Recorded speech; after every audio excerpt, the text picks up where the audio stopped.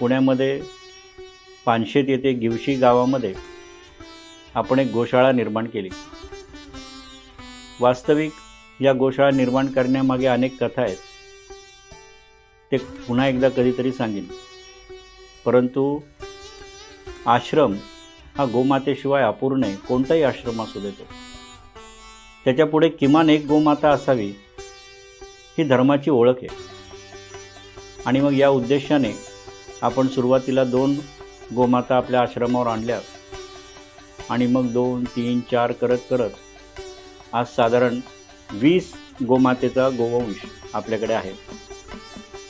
अजूनही तो वाढवायचा आहे, विस्तृत करायचा आहे। आणखीन गोमाता आपल्याला त्या ठिकाणी आणायच्या, परंतु जागेअभावी म्हणा, पैशाअभावी म्हणा, कार्य अतिशय मंदगतीने सुरू आहे हे कबूल। कारण कोणत्याही राजकीय किंवा कुठल्याही प्रकारच्या सरकारी अनुदानाशिवाय ही गोशाळा किंवा ही संस्था आत्तापर्यंत कार्य करत आहे।